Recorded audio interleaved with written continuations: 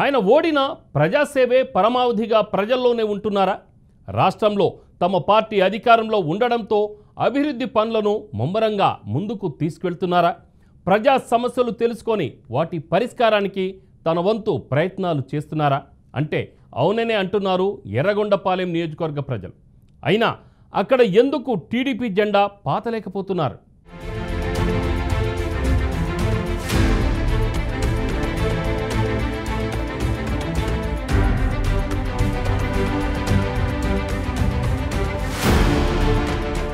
ప్రకాశం జిల్లా అంటేనే కాంగ్రెస్ పార్టీకి కంచుకోట.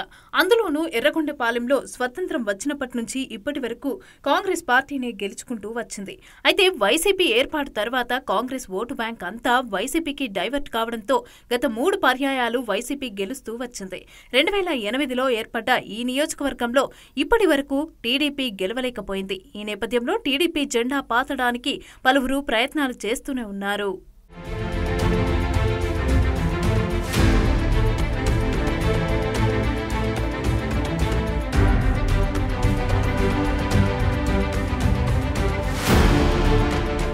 ఈ క్రమంలోనే గత ఎన్నికల్లో టీడీపీ అధినేత చంద్రబాబు ఎరిక్షన్ బాబును రంగంలోకి దింపారు.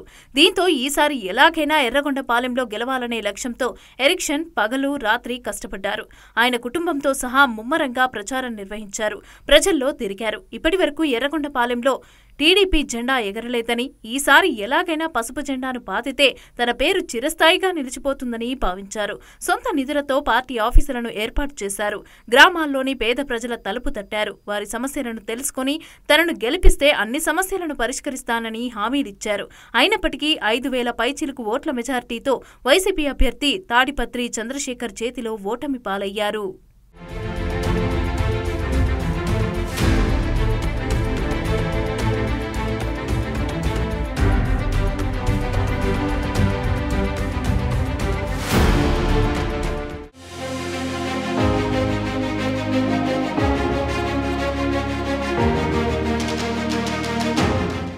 అయితే ఎరిక్షన్ బాబు ఓటమి పాలైనప్పటికీ కుంగిపోలేదు.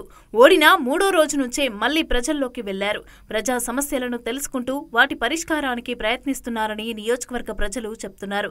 ఎలాగూ రాష్ట్రంలో అధికారంలో తమ పార్టీ ఉండటంతో పార్టీ పెద్దలతో సమన్వయం చేసుకుంటూ నియోజకవర్గానికి నిధులు తీసుకొస్తూ పనులను చేయిస్తున్నారని స్థానికులు చెప్తున్నారు. సీసీ రోడ్లు, తారు రోడ్లు, పీటీ రోడ్లు, గోశాలలు నిర్మిస్తున్నారని స్థానికులు సంతోషం వ్యక్తం చేస్తున్నారు.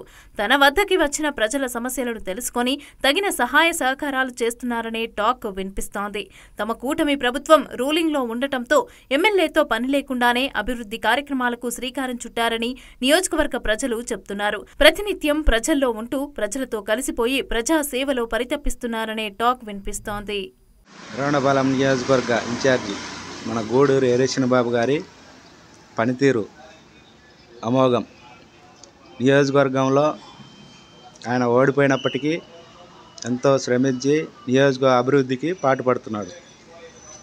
సీసీ రోడ్లు అయితేనేమి, గ్రామాలలో నీటి వసతులు అయితేనేమి, పంచాయతీ వారిగా చూసుకొని ప్రతి గ్రామంలో సీసీ రోడ్లు ఇప్పటికే 15 కోట్ల రూపాయల నియోజకవర్గం సీసీ రోడ్లు ఏర్పాటు చేశారు. అలాగే తార్ రోడ్లు అయితేనేమి, బీటీ రోడ్లు అయితేనేమి ఎన్నో అభివృద్ధి కార్యక్రమాలకు శ్రీకారం చుట్టారు. అలాంటి ఎరిక్షన్ బాబు గారి ఓడిపోయిన 3వ రోజు నుంచే ప్రతి కార్యక్రమంలో చురుకుగా పాల్గొని ఎన్నో సేవా కార్యక్రమాలు ప్లస్ స్కూళ్ళకు రిపేర్లు అయితేనేమి, అంగన్వాడీ స్కూళ్ళకు బాత్రూమ్లు అయితేనేమి ఇలాంటి కార్యక్రమాలకు ఎన్నో అభివృద్ధి పనులకు శ్రీకారం చుట్టి పనిచేస్తున్నారు.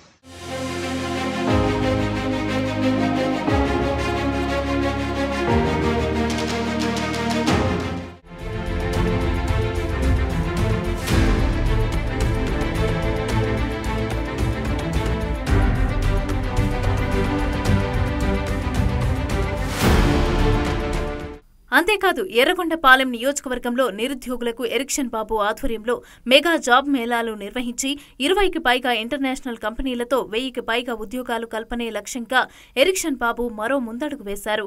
ఫిబ్రవరి 14న ఎర్రగొండపాలెం పట్టణంలో మెగా జాబ్ మేళా నిర్వహించనున్నారు.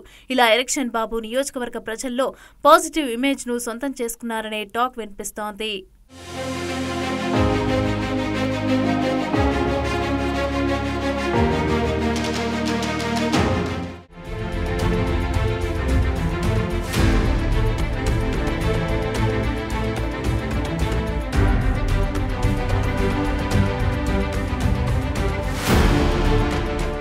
అయితే ఇంత కష్టపడ్డప్పటికీ ఎర్రగొండపాలెంలో టీడీపీ జెండా ఎగరకపోవటానికి బలమైన కాంగ్రెస్ ఓటు బ్యాంకు మూలాలు ఉండటమే కారణమని రాజకీయ విశ్లేషకులు అభిప్రాయపడుతున్నారు. దశాబ్దాలుగా కాంగ్రెస్ ఓటు బ్యాంకు బలంగా ఉండటం, వైసీపీ ఏర్పడిన తర్వాత కాంగ్రెస్ ఓటు బ్యాంక్ అంతా వైసీపీకి మారటంతో మరో పార్టీకి అవకాశం రాలేదంటున్నారు. మరి ఎరిక్షన్ బాబు మున్ముందు ఎర్రగొండపాలెంలో పసుపు జెండా ఎగరేసి తన పేరును చిరస్థాయిగా నిలుపుకుంటారో లేదో వేచి చూడాల్సిందే.